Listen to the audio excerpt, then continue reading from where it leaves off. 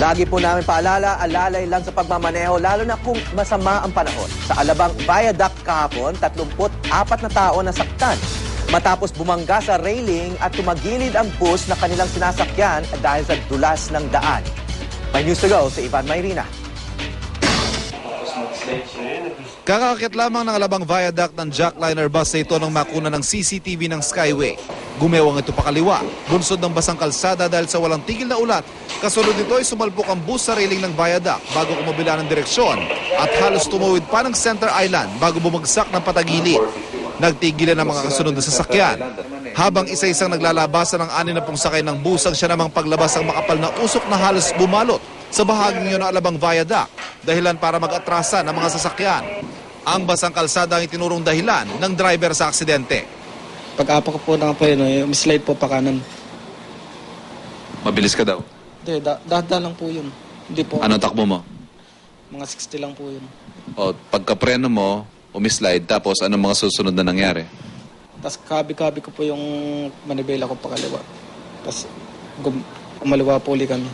Inabot ng dilim bago na itabi ang bus at nalinis ang tumapong krudo mula rito. Isinarapan samantala ang southbound lane ng Alabang Viaduct. Madulas yung kasada at gawa ng nabuhos na langis at yan ay bubuhayin na namin ng sabon para wala ng additional na aksidente dito. 27 pasaherong dinala sa ospital ng Muntinlupa at 7 dinala sa Asian Hospital. Karamihan nagtamo ng minor injuries maliban sa 2. Ang 30 anyo sa si Ramil Lambitco at ang estudyanteng si Jeremy De Los Santos. Tumila po ng 2 sa pagsalpok ng bus sa railing bago bumagsak sa ibabang bahagi ng expressway. He sustained a multiple physical injuries. And the other one also is being monitored for close head injuries.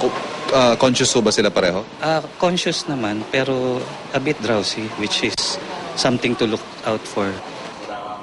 Hawak ngayon ng Highway Patrol Group ang driver.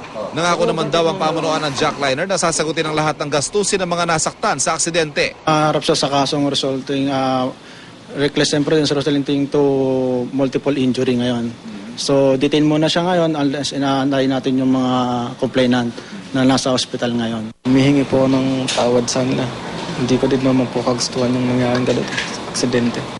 Ivan Mayrina, GMA News.